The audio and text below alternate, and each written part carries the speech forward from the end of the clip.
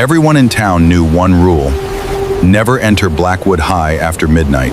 Leo! Leo! Because every night at exactly 12 a.m., the school The old building of Blackwood High School stood alone at the edge of town, surrounded by dead trees and rusted fences. No students had entered the East Wing for nearly 20 years, but every night at exactly midnight, the school bell rang. Even though the electricity had been cut years ago, Ethan Carter was 16 when he first heard the story. "The bell rings for the missing students," whispered his friend Noah during lunch.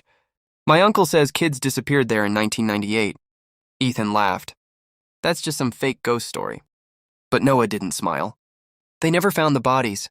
That night, curiosity crawled into Ethan's mind like insects under skin. He couldn't stop thinking about the abandoned East Wing, so 3 nights later, Ethan, Noah, and a girl named Mia climbed over the school gate after dark. Rain poured from the sky, wind howled through the empty football field, and above them, the old clock tower showed 11:43 p.m. "You still sure about this?" Mia asked nervously. Ethan forced a grin. "It's just an old building." But the moment they stepped inside the East Wing, the front doors slammed shut behind them. Bang! The sound echoed through the hallway. Dust floated in the air, rotten lockers lined the walls. Water dripped from the ceiling like slow footsteps. Then they heard it. Ding! A single bell ring. Noah froze. "Did you hear that?" Ding! Ding! The school bell was ringing upstairs. At midnight, the 3 slowly climbed the staircase. Every step creaked beneath them. The second floor was darker than the first, almost unnaturally black. Their flashlight beams barely cut through the darkness. Then Mia stopped walking. "What's wrong?" Ethan whispered. She pointed ahead. At the end of the hallway stood a little girl in an old school uniform. Her hair covered her face. She wasn't moving. Noah whispered, "Run," but Ethan stepped closer. "Hey, are you okay?" The girl slowly lifted her head.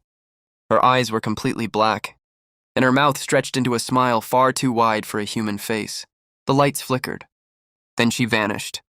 Mia screamed. Suddenly, lockers around them began slamming open and shut violently. Bang, bang, bang! Papers flew through the hallway like birds. The bell rang louder now. Ding, ding, ding! Then Ethan noticed something written on the wall in dark red letters. "Detention never ends." They ran into the nearest classroom and slammed the door shut. Noah was breathing hard. "We need to leave now." But the classroom looked wrong. The desks were perfectly clean. The chalkboard had fresh writing on it, and students sat silently in every chair. Pale students, motionless students, dead students.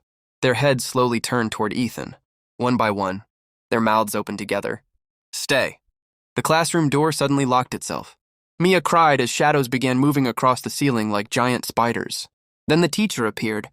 A tall woman in burned clothing stood beside the chalkboard, her neck bent at an impossible angle.